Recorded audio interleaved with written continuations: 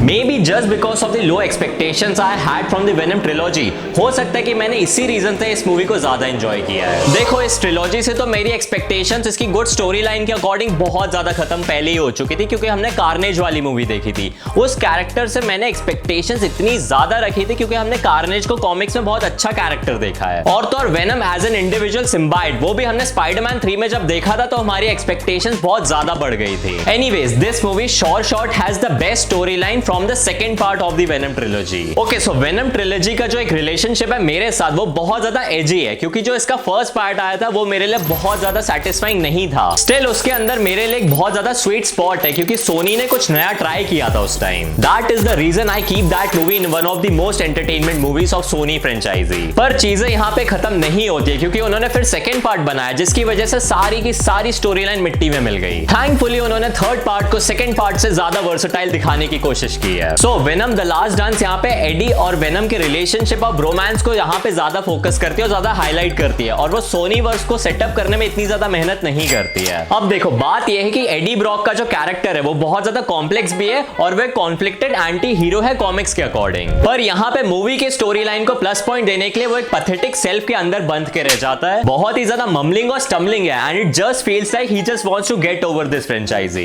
Here we are talking about Eddie Brock, not Tom Hardy, because he was amazing in the movie. His character is definitely effortless as always, but यहाँ पे जो story line है वो थोड़ी सी pathetic है, और इसी वजह से ये मूवी की स्टोरी इतनी ज्यादा वर्क नहीं करती है, एज वेल एज उसके कैरेक्टर्स भी। स्पेसिफिकली दोनों के डुओ की बात करते तो एडी और जो वेनम का कैरेक्टर है उनकी जो बैंटर है वो बहुत ज्यादा फन है, and it was definitely like Tom Hardy talking to Tom Hardy, because Venom का जो वॉइस है वो भी टॉम हार्डी ने ही दिया है। Now talking about the elephant of the movie, वो ये है कि इस मूवी के अंदर नल एज अ कैरेक्टर को वो लोग पोर्ट्रे करके दिखाने वाले थे, जो बहुत लोगों को शायद पसंद नहीं आया है। ट्रेलर के अंदर ही was more like an overlooming character, जो कि बहुत ज्यादा थानोस के लेवल का कैरेक्टर होने वाला था, like one of the main villains, God of darkness, और वो बहुत ज्यादा स्क्रीन टाइम भी मांग रहा था जो उन्होंने इसमें नहीं दिया है, which is like a shame, क्योंकि जो विलन की बैक स्टोरी थी वो बहुत ज्यादा सॉलिड थी, बट वो उसको बहुत ज्यादा मेन स्टेज नहीं कर पाए। एक ऐसा विलन का अपीयरेंस चाहिए था जो कि देख के लगता कि बहुत ज्यादा अच्छा है, बहुत ज्यादा पावरफुल है और वेनम के टक्कर का है, जो कि वो है, हमें ये पता है, बट वो हमने मूवी में नहीं देखा है, वो हमने से कॉमिक्स में देखा है। इसी वजह से it felt more like a road trip movie, जो कि वेनम और एडी ब्रॉक के कैरेक्टर के रिलेशनशिप पे ही फोकस हो रही है। ब्रो इट्स वेनम, हमें बहुत ज्यादा एक्शन, बहुत सारा खून खराबा चाहिए, बट यहाँ पे वो नहीं मिलता है, एंड स्पेशली उस टाइम पे जब हम सबको पता है, इनफैक्ट सोनी को भी पता है कि इसका आखिरी पार्ट है। स्पीकिंग ऑफ द प्लॉट, इतनी ज्यादा इवेंटफुल तो नहीं लगी मूवी, मतलब बहुत ज्यादा क्रिएचर्स हैं, 3D इफेक्ट्स है, वो बहुत बढ़िया है, but that is not exactly the thing we were looking for, right? Also first and foremost जो कि बहुत ज्यादा लोग बात भी नहीं कर रहे, वो ये टॉपिक है कि इसका जो साउंड ट्रैक और जो म्यूजिक है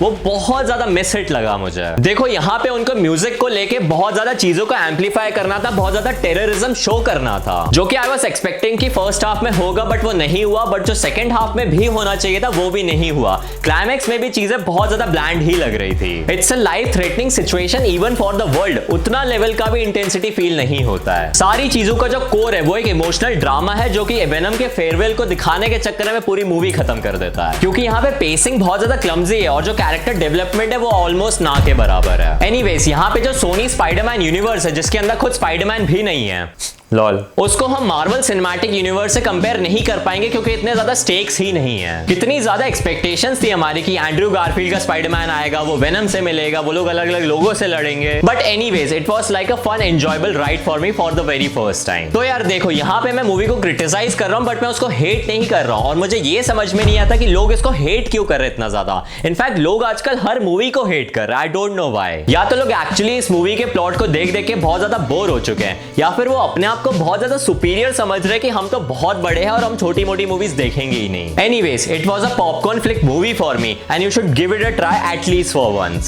सो आई थिंक आज की वीडियो को यहीं पे खत्म करते हैं, और मैं इस मूवी को यहाँ पे स्पेसिफिकली रेट करना चाहूंगा 5.9 stars out of 10। So I think you enjoyed this sweet criticism about this movie, which is called Venom: The Last Dance, and thank you so much for watching, and I'll see you guys in the very next video.